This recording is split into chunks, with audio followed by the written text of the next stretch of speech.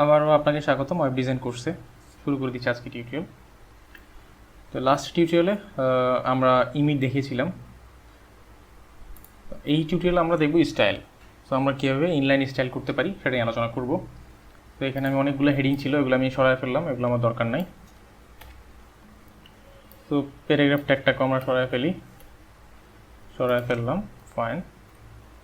So এখানে just simply hello world আমরা দেখতে পাচ্ছি। সো আমি এটা যদি দেখি, এখানে হেলো ওয়ার্ল্ড দেখতে পাচ্ছি। ওকে, তো আমরা এখানে কিছু স্টাইল দিব। ওকে, স্টাইল আমরা কেন ইউজ করবো? স্টাইল আমরা এই এলিমেন্টটাকে আসলে কিছু স্টাইল দেওয়ার জন্য, ডিজাইন করার জন্য হয়তো কালার দিব, অথবা এটার পজিশন ঠিক করবো, অথবা ফন্ট সাইজ বাড়াবো। তো এই জিনিসগুলো করার জন্য স্টাইল দিব আমরা বিভিন্ন এটা ডিজাইন করার জন্য। ওকে, তো এইখানে আমি লিখলাম স্টাইল। প্রথমত কালার দিচ্ছি, আমি কালার দিলাম রেড।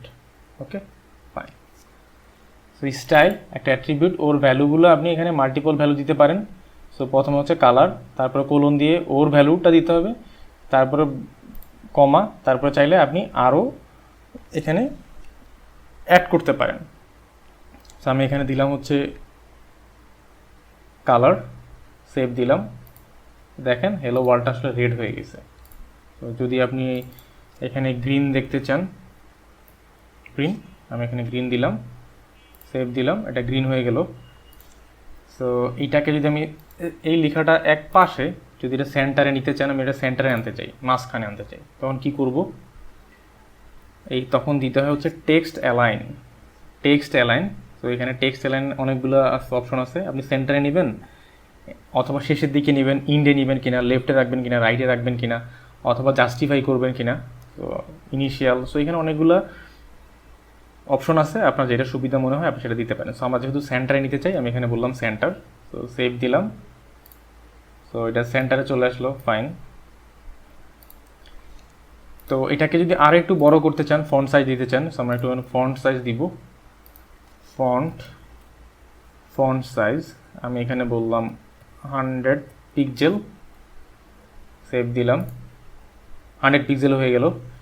সো এইটাকে যদি আপনি এইটার H1টাকে ব্যাকগ্রাউন্ড দিতে চান, আপনি সেটাও দিতে পারবেন, ব্যাকগ্রাউন্ডও দিতে পারবেন। আমি এখানে বললাম ব্যাকগ্রাউন্ড কালার।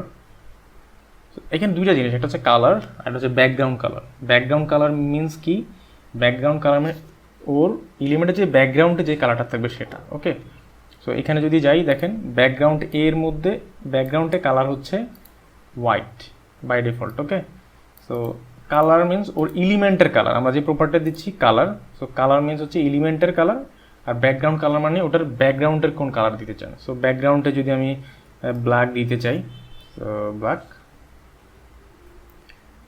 ফাইন। দেখেন এই যে ব্যাকগ্রাউন্ড, সো এইটা হচ্ছে ব্যাকগ্রাউন্ডে তার কালারটা সেট হয়ে গেল।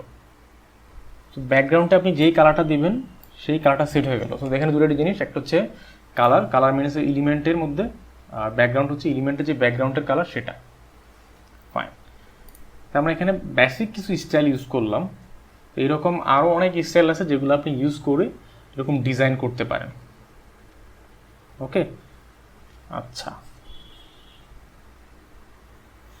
ওকে, আমরা দেখলাম আসলে HTML এর মধ্যে আমার কীভাবে স্টাইল ইউজ করতে হয়, আমরা ইউজ করতে পারি। বাট খুব বেশি আসলে প্রফেশনালভাবে আমরা HTML এর মধ্যে খুব বেশি স্টাইল ইউজ করা হয় না। ওকে, এগুলো CSS দিয়ে আসলে ম্যানেজ করা হয়।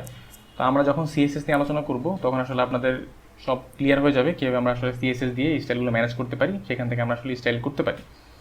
আপাতত বেসিক কিছু ডিসকাশন করলাম কীভাবে আমরা এখানে স্টাইল করতে পারি। সো জাস্ট সিম্পল স্টাইল দিব, স্টাইলের মধ্যে আপনাদের যা যা দরকার আপনি সেটা লিখবেন, বলবেন, সেভাবে কাজ করবেন। ওকে, তো এই ছিল এই টিউটোরিয়ালে। পরবর্তীতে আমরা অন্য কোনো টপিক নিয়ে আবার আপনাদের সামনে হাজির হব। সেই পর্যন্ত ভালো থাকবেন, সাথেই থাকবেন। আল্লাহ হাফেজ।